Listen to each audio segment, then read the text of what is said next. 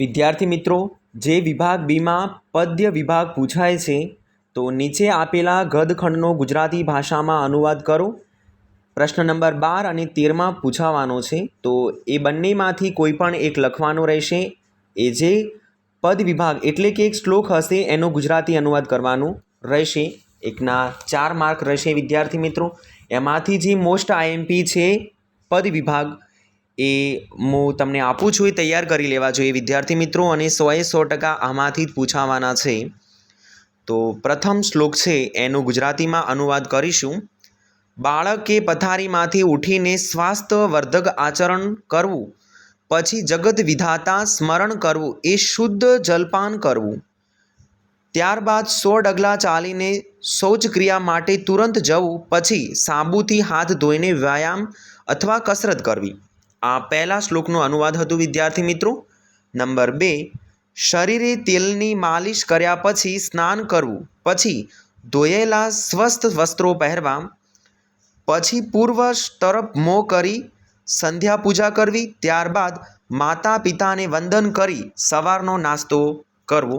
વિદ્યાર્થી મિત્રો, ત્રીજા શ્લોકનો હવે આપણે અનુવાદ કરીશું. પુત્રના હિતમાં તલ્લીન પિતા પુત્રને આજ્ઞા કરે, મિત્ર સાથે પાઠશાળામાં જા અને અભ્યાસ કર. દુર્જનોનો સંગ છોડી સાધુઓનો સંગ કર, હંમેશા સારું કામ કરી ભગવાનના નામનું સ્મરણ કર. વિદ્યાર્થી મિત્રો, ચોથા શ્લોકનો આપણે અનુવાદ કરીશું. કોઈ દિવસ પૂરો વિચાર કર્યા સિવાય જવાબ આપવો જોઈએ નહીં. દુશ્મન હરીફના પણ ગુણ ગ્રહણ કરવા જોઈએ અને ગુરુના દોષો પણ ત્યજવા જોઈએ. શાશ્વત ભગવાનનું ધ્યાન કરવું જોઈએ. આવતા દુઃખોને ટાળવા, શારીરિક સુખ મેળવવા માટે લોકોની સેવા કરવી જોઈએ. પ્રશ્ન 5નો શ્લોકનો અનુવાદ કરીશું વિદ્યાર્થી મિત્રો. પારકી સ્ત્રીનો સ્પર્શ કરવાની થનારી નીચી ગતિથી તું અટકી જા. જેની અન્ય માણસ નિંદા કરે તે ધૈર્યશીલ વ્યક્તિને ન આચરવું જોઈએ.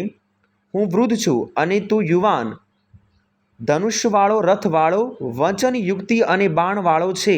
આમ છતાં તું વૈદહીન લઈને મારી પાસેથી હેમખેમ નહીં જઈ શકે. છઠ્ઠા શ્લોકનો અનુવાદ કરીશું. નખ, પાંખ અને મુખ જેવા હથિયારોવાળા જટાયુએ નખોથી ઉજારડા પડ્યા, ચાંદપીઠ ઉપર મારતો રહ્યો અને વાળને ઉખાડી નાખ્યા. પછીથી મુક્તામણીથી વિભૂષિત બાણને, પક્ષીઓના ઉત્તમ રાજા એ મહાતેજસ્વી પગ વડે બાણને તોડી નાખ્યું.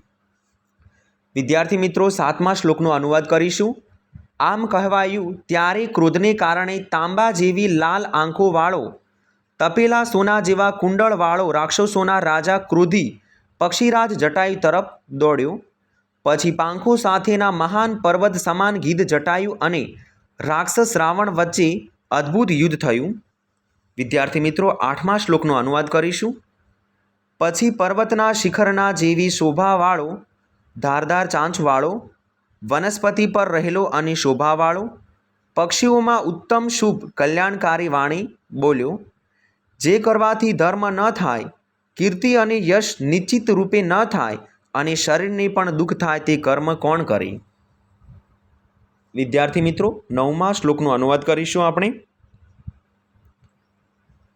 પિનાક, ફણી, બાલેન્દુ, ચંદ્રરેખા, ભસ્મ અને મંદાકિની ગંગાથી યુક્ત એવી વર્ગ દ્વારા રચવામાં આવેલી મૂર્તિ તમને મોક્ષ આપનારી થાવ. હે કમળ જેવા નેત્રવાળી, મેં તારા અપૂર્વ આ પ્રિયજન જોયા છે. જે 3 શ વચ્ચેનો ભેદને જાણે છે તે અશોક છે, તે દુઃખ વિનાનો છે, તે અહીં વિદ્વાન છે, એમાં કોઈ શંકા નથી. વિદ્યાર્થી મિત્રો, આપણે હવે 10મા શ્લોકનો અનુવાદ કરીશું. સમય બદલતા શિક્ષણ વિનાશ પામે છે. જમીનમાં મજબૂત રીતે ઊભેલા વૃક્ષો પડી જાય છે. તળાવ, નદી જેવી પાણીના સ્થળો પણ સુકાઈ જાય છે, પરંતુ હોમેલું એટલે કે યજ્ઞ કરેલું અને દાનમાં આપેલ હંમેશા રહે છે. શ્લોક નંબર 11નો અનુવાદ કરીશું. જૂના બધા કાવ્યો સારા નથી હોતા, નવા બધા ટીકા નથી હોતા. સંત પુરુષો તેની પરીક્ષા કરીને તે જ ભજે છે. મૂર્ખ માણસ બીજાની બુદ્ધિથી ચાલે છે. વિદ્યાર્થી મિત્રો, આપણે હવે 12મા શ્લોકનો અનુવાદ કરીશું. દુઃખથી સુખ અનુભવાય છે. ગાઢ અંધકાર પછી દીપ દર્શનનું મહત્ત્વ સમજાય છે. ગરીબાઈથી સુખની અનુભૂતિ થાય છે. દારિદ્ર્યથી એટલે કે ગરીબાઈને જાણનાર ભોગવેલા માણસ સુખને માણી શકે છે. જેમ દેહ ધારણ કરેલા માણસ આત્મા જીવિત રહે છે. સર્જન માણસ પારકાનું હિત કરનાર માણસ વિનાશ કાળે પણ બીજા તરફ વેર લેતો નથી. જે રીતે ચંદન વૃક્ષ તેને કાપનારાઓને મુખે સુગંધીધાર બનાવે છે. તો વિદ્યાર્થી મિત્રો, આપણે જે 12 શ્લોકનો અનુવાદ કર્યું છે એ તૈયાર કરી લેવા, અને વિભાગ બીમાં 100% આ 12માંથી જ પૂછાશે. તો દરેક વિદ્યાર્થીને તૈયાર કરી લેવા. જોઈએ અનુવાદ.